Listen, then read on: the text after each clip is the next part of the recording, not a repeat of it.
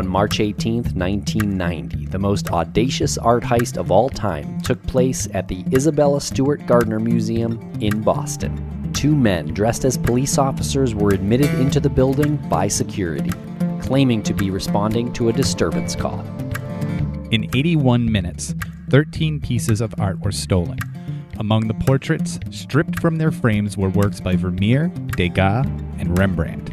Estimated at $500 million, the heist has been categorized as the largest and most frustrating of all time. Theories of their whereabouts and those who perpetrated the crime are abundant. In this podcast series, we will dig as deep as possible into the case, the theories, and the social and economic impact the greatest unsolved art heist of all time had on the community. This is Empty Frames.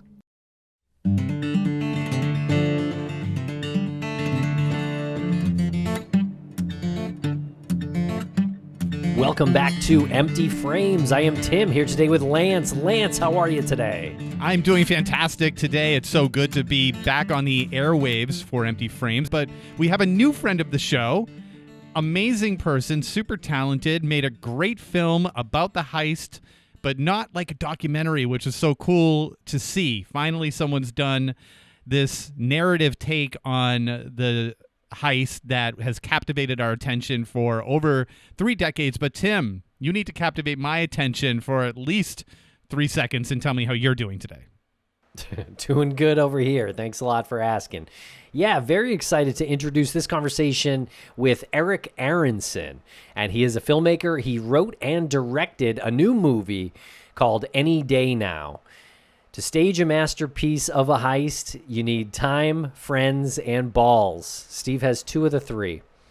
It's a good movie, Lance. We both watched it. It is available to stream on VOD right now, although you better get to it quick because Eric says he might pull it from VOD and then release it in theaters before it comes back to VOD. So this is a very independent film and a very non-Hollywood way to release a movie.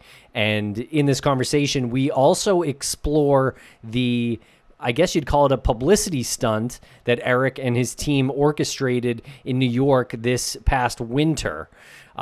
You may have seen some videos on social media of FBI members raiding a gallery that was showing the stolen Gardner art. And so we've actually gotten to the bottom of this stunt, and Eric Aronson tells us all about orchestrating that wonderful moment. It was a really good publicity stunt to raise awareness not only for the film, but for the heist itself, which is, in a sense, both of those. The publicity stunt and the film are very much in vein of what I feel like Isabella Stewart Gardner would appreciate. I feel like she would appreciate the way the film has been made because that's how she built her museum. It was a home that she independently curated and brought all of the design in. She brought all of the artwork in. She really didn't lean on anybody in particular to create this world. And that's what Eric did with this film. He didn't lean on anybody. He used his own funds. He said he literally saved up money to make this movie. So a shout out to him and to the entire cast and crew of this movie. And also, these public stunts. We know that Isabella Stewart Gardner was into these public stunts, so I feel like that publicity stunt was right in line with what she would appreciate as well. And it's the first time I think I've ever said that on the show, that someone has actually done something that I feel like if she was alive today, she would look at and say, you know, it sucks that the paintings were taken, but I really enjoy the way you've gone about doing this, making this movie and the publicity stunt. And also, again, shout out to the cast and crew and to Eric. It's got a 7.9 on IMDb. It's got a 96% on Rotten Tomatoes. So this is a legit, really, really, really good movie. And I just told you earlier, like, I can't stop thinking about it. It's just loaded with great writing, great acting, and the production is top-notch. So can't recommend this enough. Yeah, and if you know the Gardner heist well, I think you'll really like the movie because a couple of the characters are based on some of the characters in the Gardner heist. And there's also just some details that we go through in this conversation with Eric that you'll hear about, but just some details that you can tell that a lot of research was done in the writing of this movie, and he kind of presents answers for some of the mysteries within the mystery that still remain today. Yeah, and it's fun to look at the characters and say, oh, I think that's this person. I think that's this person, or like a mashup between two people. So it is, on one end, a coming-of-age art heist movie, but on the other side of it, it's sort of like you can geek out if you're a Gardner heist enthusiast. Okay, so check it out. There are links in the show notes. Thanks a lot for listening, everybody. Hey, you know what? We've got another new episode of Empty Frames coming next week. And we also have a live show with old friend Paul Turbo Hendry coming on Friday, June 27th at 10 a.m. There'll be a link in the show notes to the YouTube page where you can watch that if you're around on Friday, June 27th at 10 a.m. Turbo Paul Hendry is he's quite a wild ride, Lance, and I'm sure this live show will be no different. Yeah, for sure. And I feel like we needed like a drum roll there because it's his triumphant return. He's, like you said, a wild ride, very outspoken with his opinions, but that is not to say that what he says does not have some weight to it, does not have some gravitas, if you will. So really looking forward to bringing him back into the ring here and chatting with us about what's been going on in the meantime. And that audio will make its way to the podcast feed as well. So here we are, 3 new episodes of Empty Frames in the next few weeks. So hope you enjoy, and we are actually working on a 4th as well. So hopefully that comes through soon too. All right, everyone, thanks a lot for listening. Follow us on social media. And hey, check out our other shows, Missing and Crawlspace, while you're at it. And if anybody has any information on the whereabouts of the Gardner paintings, please feel free to email dig@crawlspacepodcast.com.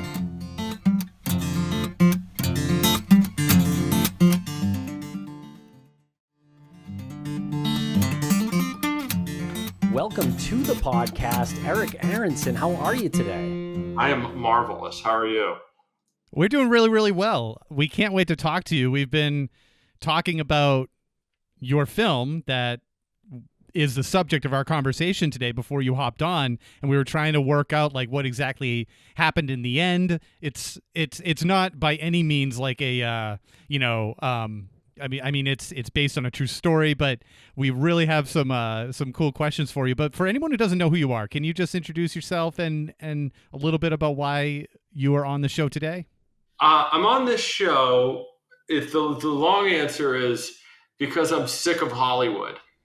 I've been a screenwriter for 25 years. I live in Cambridge, and I've worked on a lot of movies, some credited, some uncredited, and very little of it out of all of the work I've done feels like me. I've seen like a minute and a half of material that I said, oh, that sounds like me. That feels like me. So I kind of saved up my money from all of that and made something that I thought would be able to be a little more my voice. And every minute of this movie feels like my voice. So in that way, it's a success. Very cool. Well, yeah, I think it's a very successful movie. And it's based on the Gardner heist a little bit. Can you tell us about your decision to make this movie based on the Gardner heist? It is. I grew up in Boston, and I feel like in my lifetime, there are 2 great myths of this city. One is Whitey Bulger, and the other is the Gardner heist. And Whitey Bulger is not funny. Right. And we can let that live there for as long as necessary. Whitey Bulger is not funny. Whitey Bulger should not be some folk hero that uplifted communities. He was a murderer. That's right. And that's not interesting. That seems pretty boring to me. I mean, not boring, but it seems pretty banal to me. So I wanted to find a story that I could tell that was from my hometown, that was about my hometown, that was based on a fact, but you could do anything with it because nobody knows what happened. So it allowed me a pretty wide palette to tell whatever story I wanted. And there's a couple of truths that everybody can agree with about the Gardner heist. And one of them is that there were very interesting characters associated with the Gardner heist. That's the truth. That's all anybody really knows. So some interesting people have come out of the woodwork around it.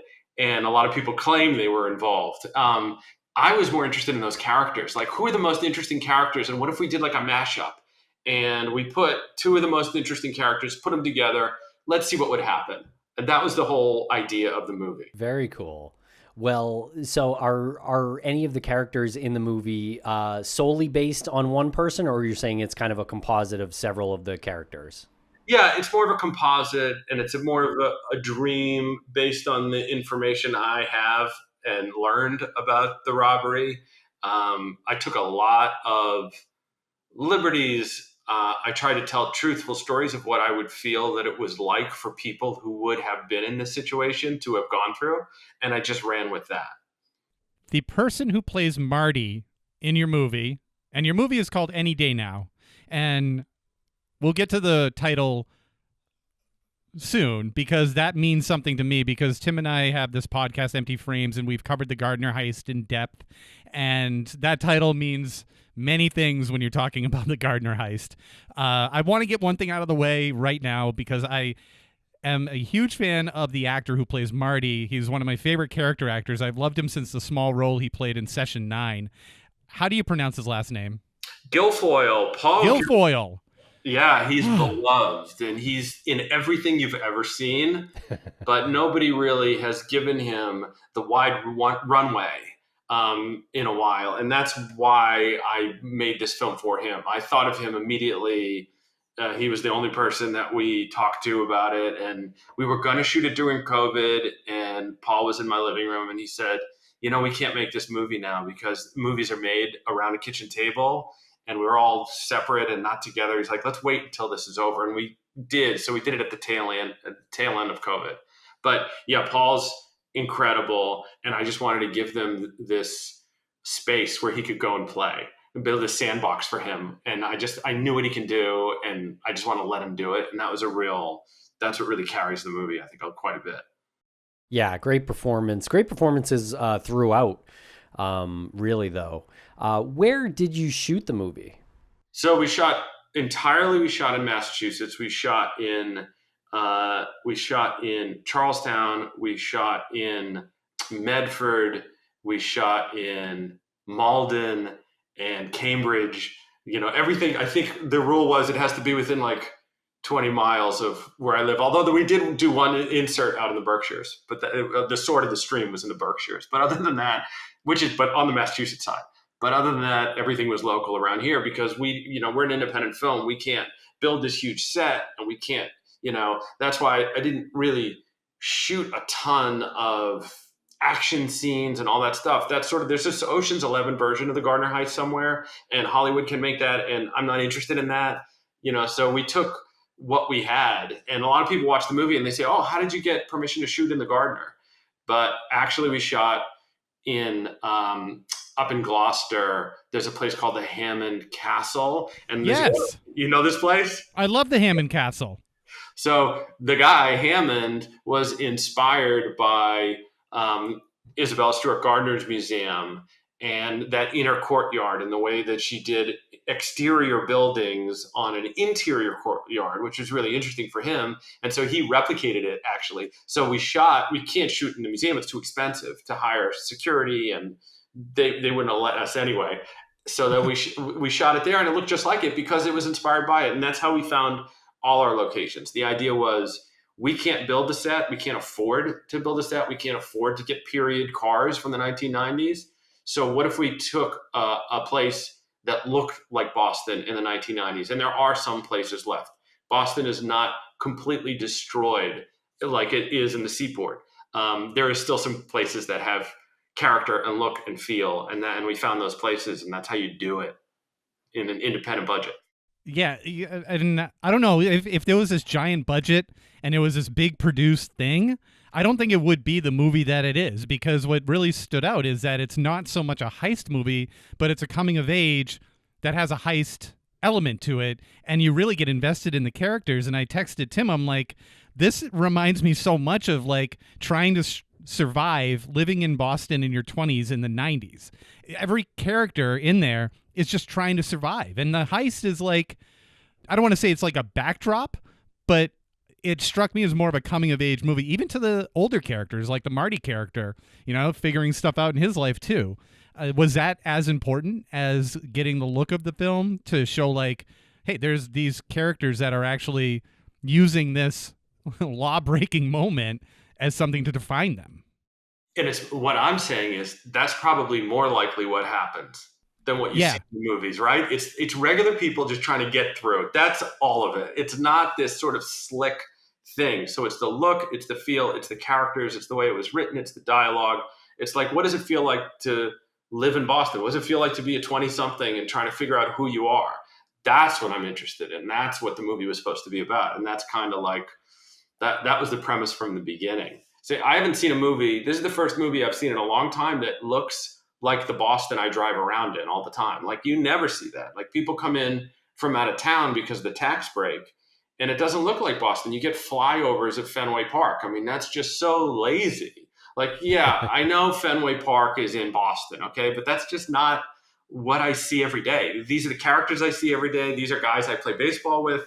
These are stories from those interactions. And this is what it was probably like, more so than this, deep planning thing. That's what I think.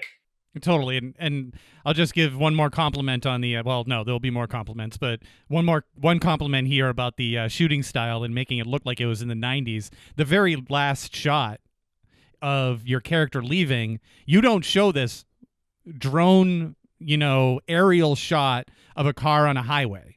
It's like a low angle from inside the car, and you just see the green of the bridge. And then you're instantly like, well, that's got to be the Tobin Bridge or something. The expressway is what I thought. The old expressway. Yeah. Yeah. Like you it's that whole like, big dig. Like you didn't even need to show more than what was in that frame for people to understand where that character was and where he was going. Which that was brilliant. It's a financial choice. It's also an artistic choice. I mean, I'm not a bird, so the camera is me, the camera is the director, and the camera is the audience, so I don't fly around. I'm like in a car, and it is intimate, and that's what I see. So, that's, to me, that's where the camera should be. Everything else, I didn't do, I don't think I ever did an establishing shot. So normally you see a movie, and you see like, oh, we are here, and then let's get into the characters. But that's just not how I experience life. I threw everybody right into this movie. I have a lot of close-ups. And if I do have an establishing shot, maybe it happens halfway through the scene. So I was just messing with what I could because I didn't have anybody looking over my shoulder telling me how to make a movie. I could just do it the way I felt like it. Right. And I love how researched the movie truly is. You must have done a lot of research on the Gardner heist to sort of come up with, I guess, plot lines like, for example, the motion sensors in the Blue Room not catching anyone taking the Che Tortoni during the time of the robbery.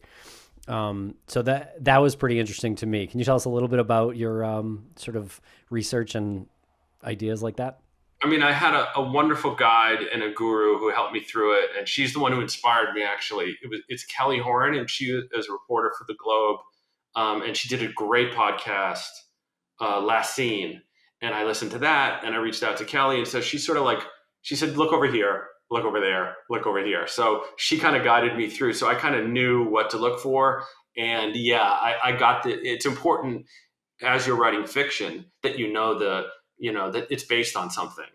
And the real little things I thought were really, that gave it like a real texture and a character. Like, yeah, this is actually what happened, in some ways. Like the little details, the things about the everyday life, like the kid playing the trombone, that kid played the trombone in that museum. And I wanted that because that was really interesting. That's much more interesting to me than the brutal reality of what probably happened. Or the heist part of it. It's that kid. He was playing the trombone. Like, yeah, that's crazy. He had his feet up on the desk playing a trombone in an empty museum. What a cool vibe that is. And not just like a, cement museum. This is a museum that was built from the mind of this like amazing woman who was a force to be reckoned with during her time. So like, yeah, all of that history is very, you get the texture there, in an example of someone playing a trombone in her museum. Like, yeah. One thing that I was so glad that you highlighted, because we had a guest on a while ago when we had our first season of Empty Frames. Her name is Liz Lenz, and she talked about how it just killed her inside to think about the thieves cutting the paintings out of the frames, and she got choked up when she talked about it. She was saying it makes more sense to, essentially, she's saying you can justify cutting a human being more than you can justify what they did to these paintings. And I was so thrilled the way you depicted that scene where he it's like a horror movie. He raises his knife and someone actually says, one of the thieves, don't do it. And he just goes right at it. And that really spoke to me as far as the detail that you went into. What is it for you when you were shooting that scene that was important to say? Yeah, it was important to set up. I think it wasn't necessarily what was said in that scene, although he did say don't do it, but it was a previous scene where it was explained where Marty, we just know this character Marty as someone who appreciates and loves art, even though he's a thief. He loves it because there are other people that don't appreciate it, but he's going to steal it and he's going to appreciate it because he's an artist in a way. And he would never, and he tells his guys, do not cut the paintings from the frames. And there's two reasons not to cut it. One is the artistic value of this old, beautiful work of art. Why destroy it just to turn it into money? And then B, actually the practical aspect of it, which is you've just reduced the value of it. So even just on a practical level like that, so that was set up already. So when the guy says, hey, don't do that, because it's a different crew that is doing it, he says, don't do that for two reasons. One, you're ruining the value. And then two, you're ruining something beautiful. And that's, the whole movie to me, it's like, I was really interested in this space between fact and fiction.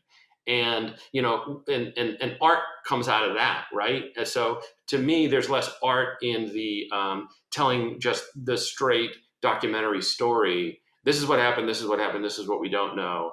To me, those are my colors.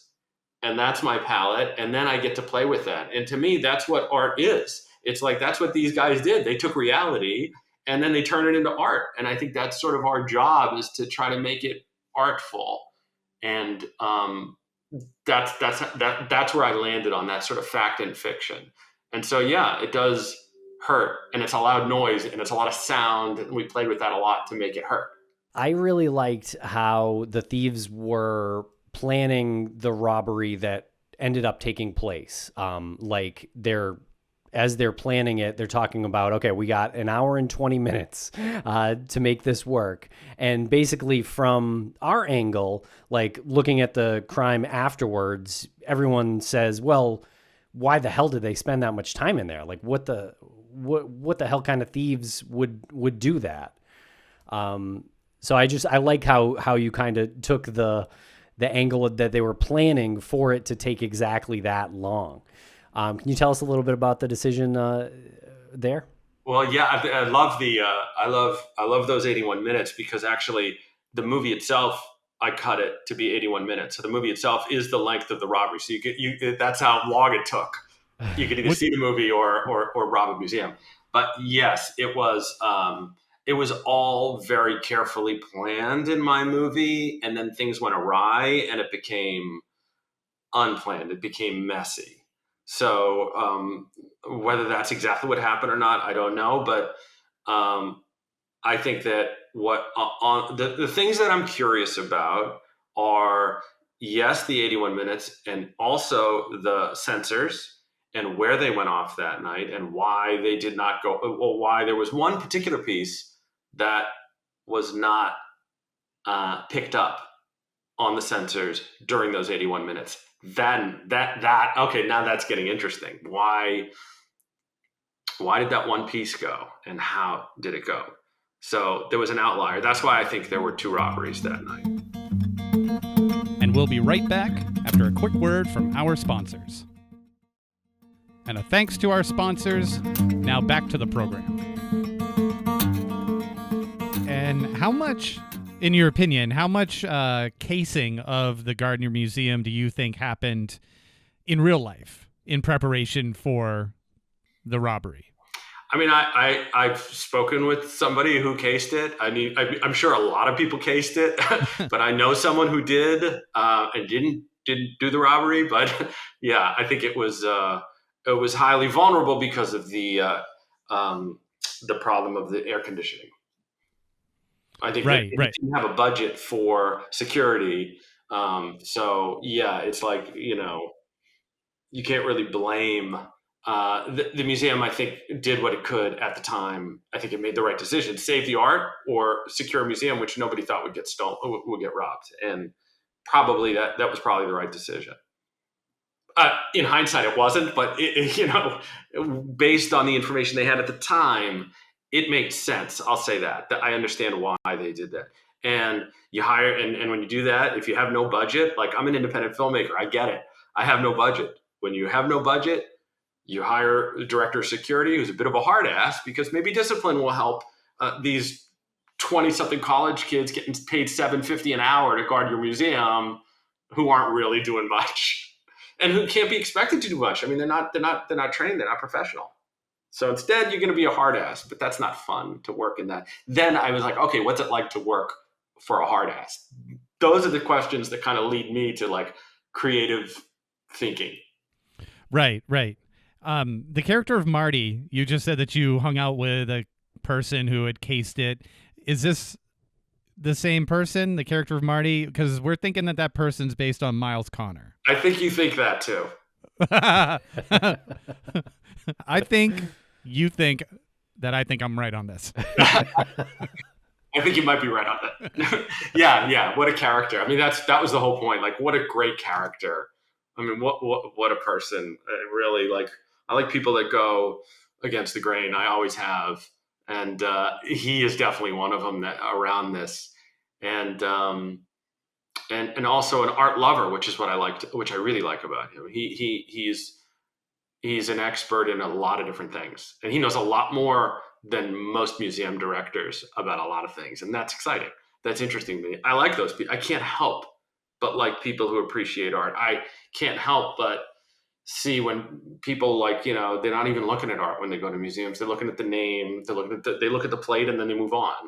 And, that's, to me, that film, people treat film similarly. So it's all kind of wound up in this sort of soup that I put together and,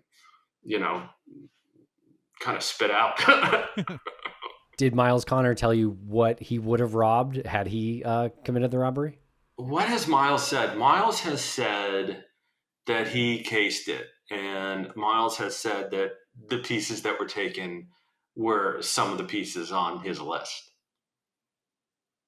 He was in jail at the time, so he didn't do it. He was in jail during the robbery. But I could have chosen a lot of different storylines. Some are more gruesome than others. Some are more, artistically creative than others. And Marty's one of the, Marty is one of these characters who's a mix of a lot of different things, but he definitely has more of that in him than some of the other possibilities. Right. And I got to ask about the character of Steve. As I'm watching the movie, it seems like he could be based on Rick Abbott, the security guard. Yeah. There were a couple security guards working there, and there's another security guard that I know that worked there prior, who's actually he makes frames. We did this crazy stunt in New York that we should talk about too. Yes, let's talk about that. But yes, so he's actually my framer, and he was a guard at the museum. So there's a bunch of different guard characters, and to me it was really important, and this speaks more to the character and the actor. Taylor Gray is inherently this cool kid. He's super cool, but he can play someone who isn't cool, who's just on the wrong side of cool. And if he did things a little bit differently, maybe he could be cool. So I wanted to cast someone who was believable that he could get the girl. And that was really important to me. So I saw him in something and I said, oh, this is the guy. I could see him move, and it's a slight move, but it's a move from being a little bit uncool to being cool. And that's what this journey of this movie is all about. It's about finding yourself in your 20s. It's about having a mentor who's a little crazy. And to me, that's the Boston feeling of it. It's like this crazy wisdom where people who are unlikely mentors, someone who on the outside you wouldn't think is a mentor.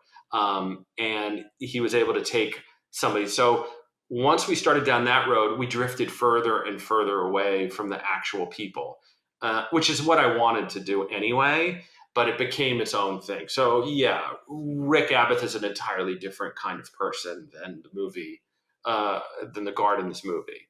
But yeah, that's the road, is you start with fact and how far can I take it to fiction? That's really, then it gets fun.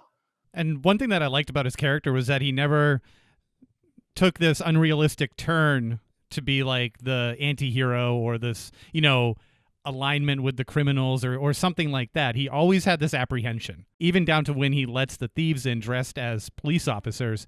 You show his finger over the entrance button for enough time where you're like, maybe he's not going to do it in this version. Yeah. But I love that because it's so relatable, because that's how we would be, put in that position. This is the moment that your life is going to change forever.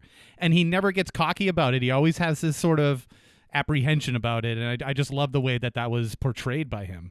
Yeah, that feels real to me. And, that's my weather vane. Like, is this how people would really act in the world? That's my job on the set. That's that's one of two jobs of the set, is to say, okay, is this how people would really react in this situation? And if that feels right, then that's your answer. And I bet, that moment is the key moment when he has that finger. That's why we did like an extreme close-up of his finger. Yeah. And then it's like, yeah, there's a little hesitation to do it. Like I found that kind of cool. Right. I don't know, like a Hollywood movie that would have a suspenseful scene like that would be that simple. You know, like, there's really suspenseful scenes in big budget Hollywood movies that take days to shoot. And you get the same suspense from this finger hovering over a button like a half an inch away. Like, it's really, really cool. Yeah, and that's why I did this, because I wanted to solve problems creatively rather than with money. And that's in Hollywood, you can just spend money and solve it in a way. You can make it feel suspenseful. You add all this music, you put in the Rolling Stones, you have all these cool guys doing this stuff, and you can create it, you build it out. But yeah, independent film, you have really limited budget. Can you do it without money? Can you do it creatively instead? That's really fun to work on every day. Now, there were some videos on social media that we were sent several times now by friends and colleagues over the course of the last 6 months or so, about these FBI agents raiding this art gallery, taking out some of the Gardner artwork. And now we heard that you might have been behind that. Can you tell us about this moment? Yeah, there's a group in New York called Improv Everywhere, and they do all kinds of really fun activations in the world. So we teamed up with them again because we have to find our own way. We can't. The way we're marketing the movie now is the same spirit with which we made the movie, which is we have to be creative. We have to put stuff out. We have to find our own way out. And one of them was this idea that we had, which was that the 13 pieces would appear for a weekend in a Chelsea art gallery. And they were all there, all 13 of them, and they looked really, really good. And we worked with Improv Everywhere. We had actors waiting in line outside. There was always actors in line outside, so people would come by and they'd be curious, and that like really drew people. And we had live music, and we had white wine, the whole thing. And we had a gallery director who got arrested, and then we had the FBI come and do a raid and arrest the they took out they took him with them, the director of the gallery. And so what people were there with their phones, and they were just taking little snippets of like, what is this? Is this real? And all the actors, we had actors who were guards too, and the security was very heavy. We thought that was really important. And then you'd go up to a guard, let's say, and you'd say, is this real? Are these the 13 pieces? And the guard would say, that's what they told me. Like that was so it was a prompt. It was back in the 70s. These were like what do they call them? Like not activations. They called them like events, happenings. They called them happenings. So the art itself was how real people reacted to our prompt, and we captured that on film, on video, and that was really cool. So I was walking around the gallery and I talked to somebody about storming the Sea of Galilee or one of the pieces or one of the Degas or anything. And I didn't know if it was an actor or a real person coming in. And some people were totally confused. And some people were like, believed it. And some people thought it was a total fake and a hoax.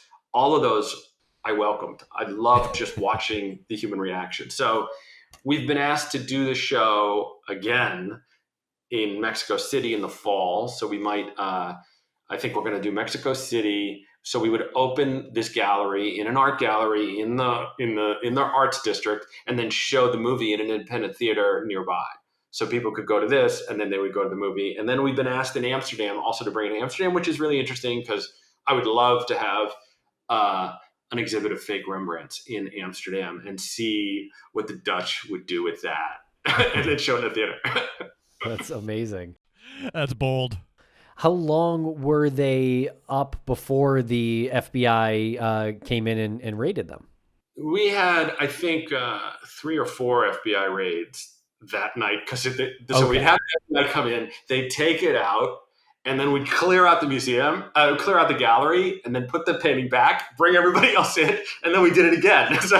So we did it several times. But the show was up for I think from a Thursday to a Sunday. The show was only up for 4 days. Yeah, the people would hear about it and come by, and it was really cool. It was right in the middle of the arts district. That's what I loved about it. Very cool. Yeah, I guess I was just wondering if the FBI, the real FBI, actually got called over it. I don't know. We did not get. I haven't. No, they haven't called me yet. Well, that's good. Yes, and in Mexico City, we're going to do it with Interpol or with the Mexican police. We'll figure it out. Over the course of you wanting to make a movie that you could relate to based on your upbringing, where you live, and have it be a significant moment to tell a story around, when did you decide that this was going to be a fictional telling and not a documentary? Because a documentary could be also very well received. A Gardner documentary seems to do pretty well no matter when the time frame is and who made it. Yes, or how well or how badly it's made. Yeah, exactly. So yes, no, I'm not a documentary person. I'm a fiction person. I always have been. And I was looking for a story like this that was based on fiction, based on fact, but could be fiction. I was inspired by the French do this. There's one movie in particular that I saw that really got me going. It's called Shoot the Piano Player. And it's about basically it's like a noir mob movie, but it's not. The attention is on something totally different. So the attention is on love, but it's about, it's a gangster movie, but the gangster, they didn't even what's the minimum they could feed the gangster genre, but then make a movie that's about something else, about something that they care about. So to me, the creative bit is taking a piece of fact and turning it into fiction, and then finding your way back to fact that way. Like, what did it really feel like to do that? And why is that any different than someone claiming, oh, I know what happened, or, oh, my uncle did this? Is it more true to show what a fictional character would have done getting ready to press that button? Is that any less or more real? I don't know, but I'm much more interested in following the human emotions. And, this is just my genre, would be fiction. And so over the course of making this and working with the actors and the folks that you had on your production team, as you're learning details about the actual heist, did you guys start formulating your own theories? And if so, is there like a theory that you all have agreed on? I mean, everybody's they got to follow my theory because I'm the boss. But but yes, my theory, I think now we're flipping it back to fact through fiction. My theory about what happened, particularly with the Manet, is pretty close to what I think happened. I do. I mean, but everybody just has an opinion. But like I said, the facts are really interesting people. The Manet was not part of this robbery in some weird, or it's different from the main robbery in some way. That's interesting. And, there's just too many possibilities of what happened for me to try to speculate. So it feels like more natural in the fiction world until we get more facts, I mean, that trip to a warehouse in New York to look at a supposed piece of the painting that turned out to be fiction. You're right. So that's just the story. Yeah, it's a good story. I don't know. A lot of stories wind up being pretty powerful. Even if they're not fact, it starts to bleed. That's an interesting space to be in.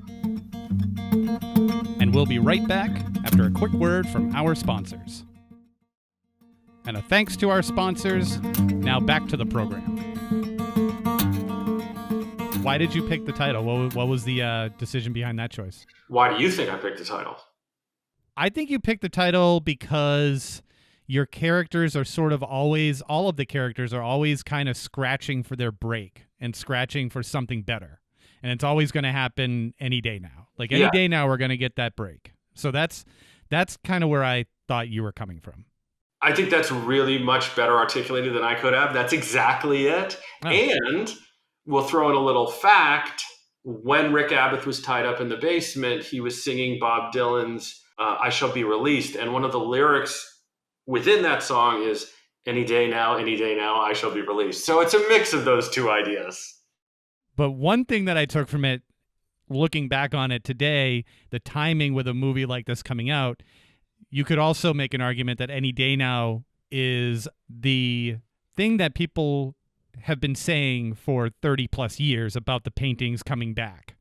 Any day now we're going to get a lead on this. Any day now something's going to come in. So that was another way I was looking at it, which is, well, they can't disappear forever. We'll get something tangible here any day now. So there must be a clue. It's just, everything feels like it's just around the edge, but It's just out of our reach. That's exactly how my entire 20s felt like. I'm still going. I mean, I'm in my 40s and I'm still like, any day now. I'm going to catch my break, and maybe that's what Marty's message is in this movie, is that you can't really catch a break. You have to make a break. Well said. Now, we both watched this movie on VOD. Do you have any other plans for where it's going to be available? Yeah, right now it's on Amazon Prime and Apple and all those places. And we're going about it in our own way. And I think what I might do is pull it and then go after a theatrical next. So some people do theatrical first, and then this, and then on demand second. My job, and I have this marketing team that's really incredible, that I hooked up with these marketing directors from Madison Avenue, and that's how we came up with. And we also have this ghost campaign that they came up with. I don't know if you've seen those, but we basically created commercials for the movie. And the premise is that the four ghosts of Vermeer, Degas, Rembrandt, and Manet meet in the Gardner Museum at midnight and try to solve the crime, because the ghosts are stuck there until the crime is solved. And the problem is they're idiots and they hate each other and they're sick of being around each other. And so they're comedic in tone. And so they created all these ads. So we have all these really cool assets. But the idea, our concept is to almost treat it like they would treat a Snickers bar. We're like trying to increase our awareness. That's our job now. It's just to slowly grow interest. And we're doing it online. Normally, the way Hollywood does it, they release it on a theater. If they can get some traction, then they go on demand. And then it sort of goes down this funnel. I don't look at it that way. I look at it like we have a long road. We're going to keep trying to like slowly gather fans. That's our job. And right now that's online. I'm going to pull it, and then we're going to make a run at theaters, and we're just going to increase our audience. And that's because I can't compete with, advertising with these huge budgets. I don't have that. I got to, it's like a political campaign. I got to slowly get one vote at a time. We had a gentleman on our show on Empty Frames a few times because he had one of the most fascinating theories about what happened to the Gardner paintings. And I always like running this by guests who come on who are familiar with the heist. This gentleman came on, and his theory is about a avant-garde independent filmmaker who has a track record of making these far-out indie films, and this was actually performance art. That the heist, also a track record of robbing museums. Oh, sorry, I forgot that part. Also a track record of robbing museums as performance art. So when he got caught for robbing a bank, I believe. Yeah, he robbed a museum, I think, in the 70s, made a movie about it, and then robbed a bank, and then later afterwards said it was performance art, and then also robbed a bank. I don't know if it was Rhode Island or New York, but had a note. He was caught, arrested for that, went to prison, but his defense was that it was performance art. And his name has been linked to, on some levels, a Gardner heist, and that's the theory, is that this person went in and shot this film, and that was the reason why it took 80 minutes or 82 minutes. Like, that's why, because how long is a film? It's about an hour and 20, hour and 30 minutes. So what's your thoughts on that? Do you think that's a viable theory? That this isn't even organized crime related? I mean, it sounds like my next movie. I really want to know who this guy is. Yeah, I mean, I'm playing with that. I mean, my movie is, like we said, it's 81 minutes. I was also thinking about taking one of the Rembrandts that we have. The paintings look incredible, by the way. If we do maybe I'll do it in Boston, but you should see it just to be in the room with all 13 pieces. There's something really. I was talking to one of my friends who's a guard, the framer, and he said it was just he was one of the last people that were walking by all these pieces, but to work on them every day and to be around them was kind of spooky, but also kind of amazing. Like, where else can you see these pieces? I mean, that's what I just did. That what we did in New York was definitely performance art, and it's created to create a reaction. Do I think that the heist was a performance art? But no, I am. Now you've got me thinking. Now you know what I should do? I should take one of those pieces from New York, and I think I'm going to bury it somewhere and call the Globe, like an anonymous tip. That's such a good idea. That is awesome. Yes. Do you have any like fisherman friends? No, but through our shooting on the waterfront here, I do know somebody who. Yeah, just they brought it up in their lobster trap or something. Yeah. Yes. Yeah. Yeah, and they have to call. It can't be me calling. But yeah, I'm a big fan of art. I think Isabella Stewart Gardner was a big fan of art. She would have been horrified at what happened to her art, but what if you make art out of what's there? I mean, that's kind of cool too, Yeah, and I guess they kind of did that by leaving the frames up. That is an attraction, and people do come in and check it out. I mean, you can argue whether or not it's actually art, but it is it's form an art of gallery artistic and a crime scene. It's an art gallery and a crime scene. That's cool, yeah. But the statute of limitations is up on this, right? Right. So you'd think if that person did do that, then they would have cashed in after the statute of limitations is up, and the reward has been, extended. But I think the frames are also up because of the charter of the museum as well. There's two reasons that they're still up. Right. Yeah, the charter of the museum's a little loose, though. They play it They play it the way they want to play it, because when they were doing the renovations, it was like, well, we can move whatever we want as long as we're doing renovations. Right. Yeah. Right. But love that museum, and was curious what your experience has been with them. Have they seen the film, or do they I assume that they knew you were making it. No, I don't think they knew anything. I mean, it's not a place that we could have shot because it's just out of our price range. And yeah, I don't know what they think. I haven't heard anything. Anne Howley actually is a neighbor, and she almost came to our screening in Somerville. She came really close.